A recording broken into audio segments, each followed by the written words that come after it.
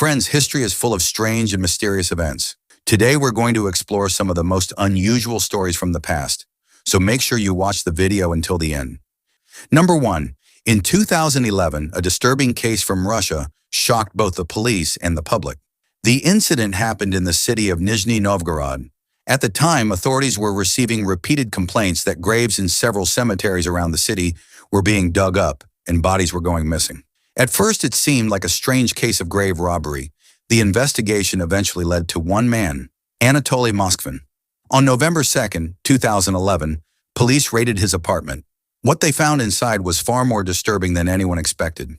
Officers discovered the remains of about 29 human bodies inside the apartment. They had been carefully dressed and arranged so that, at first glance, they looked like dolls.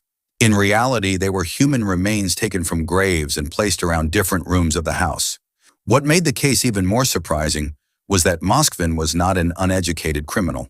He was highly intelligent, spoke several languages, and had a deep interest in history and cemetery traditions. However, investigators later determined that he was suffering from serious mental health problems.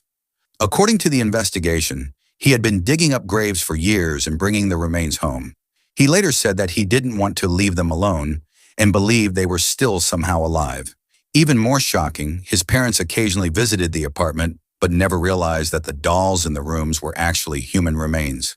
When the case went to court, experts declared Moskvin mentally unfit. Instead of prison, he was sent to a psychiatric treatment facility. The case remains one of the most disturbing in modern Russian history, and it also highlights how untreated mental illness and isolation can sometimes lead to unimaginable behavior. Number 2. Jerusalem is considered one of the most sacred and also one of the most disputed cities in the world. It holds deep religious importance for 3 major faiths: Christianity, Islam, and Judaism. In this city stands a famous church known as the Church of the Holy Sepulcher. Outside this church sits a simple wooden ladder. At first glance, it looks completely ordinary, but the surprising part is that this ladder has remained in the exact same spot for more than 270 years, and no one has dared to move it. The reason goes back to an old religious dispute. According to Christian tradition, this church marks the place where Jesus Christ was crucified and later resurrected, making it one of the holiest sites in Christianity. The problem is that 6 different Christian denominations share control of the church, and their views often differ. To prevent constant conflict, an agreement was made in the 18th century called the Status Quo Agreement. It stated that nothing inside or outside the church could be moved or changed unless all 6 groups agreed. Because of this rule, many objects have remained exactly where they were placed centuries ago, including the famous ladder, now known as the Immovable ladder. The rule is taken very seriously. In 2002, when a chair inside the church was moved slightly, it reportedly sparked a confrontation that left several people injured. Today, that small wooden ladder still sits outside the church, untouched, a quiet symbol of centuries-old religious disagreements. And the dispute doesn't stop at the church. Jerusalem itself has long been at the center of political and religious tensions, with both Israel and Palestine claiming it as their capital, although the city is currently controlled by Israel. Number 3. This story comes from China in the 1990s, during the time when the country's one-child policy was strictly enforced. Because of this rule, many families were forced to make heartbreaking decisions, sometimes separating from their own children even though they loved them deeply. Around that time, a poor Chinese couple had a baby girl. They cared for her very much, but because of government restrictions and financial struggles, they felt they had no choice but to leave her outside an orphanage. Before leaving, they placed a letter with the baby. In the note, they explained that they were giving her up out of necessity, not lack of love. They also left a message of hope. If fate allowed it, they wrote, they would try to meet their daughter at a specific bridge during a local festival, first after 10 years, and if that didn't work, then after 20 years.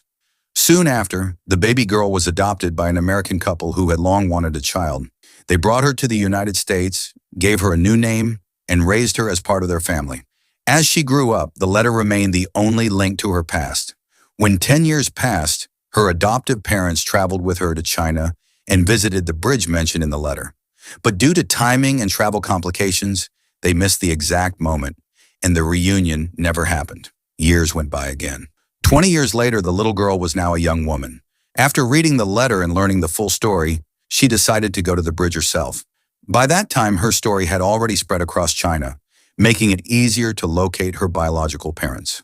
Finally, nearly 2 decades after that letter was written, the family met again on that same bridge, surrounded by crowds and cameras.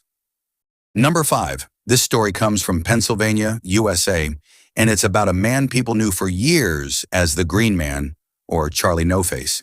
It sounds like the beginning of a scary legend, but the truth behind it is actually a tragic and very human story. In the early 20th century, rumors spread in parts of Pennsylvania about a faceless man who wandered the roads at night. People were frightened by the stories, and children were warned not to go outside after dark. But the man behind the legend had a real name, Raymond Theodore Robinson.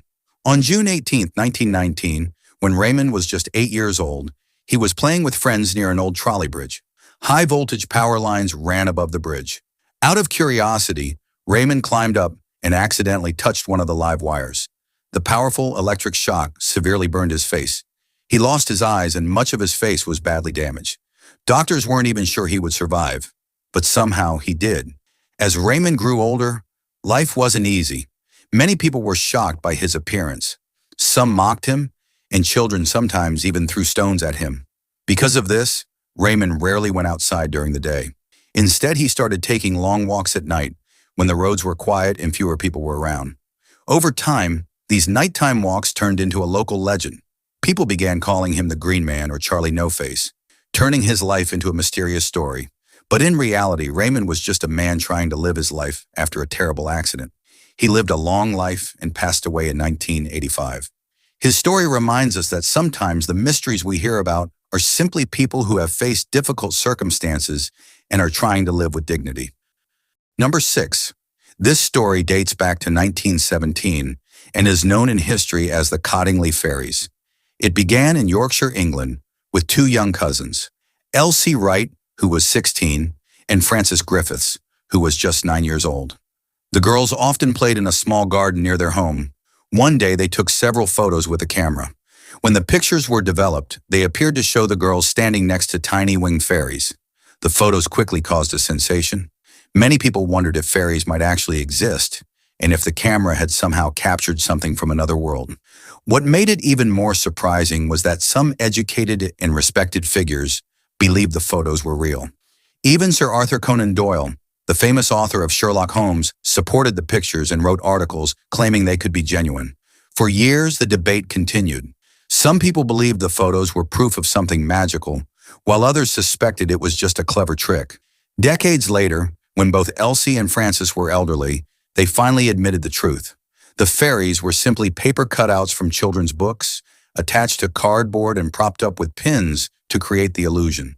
What started as a small childhood prank eventually became one of the most famous photographic hoaxes in history. The story is a reminder that sometimes people believe what they want to believe, even when the truth is much simpler. So friends, I hope you enjoyed the video. If you did, don't forget to subscribe to the channel for more videos like this. See you in the next video.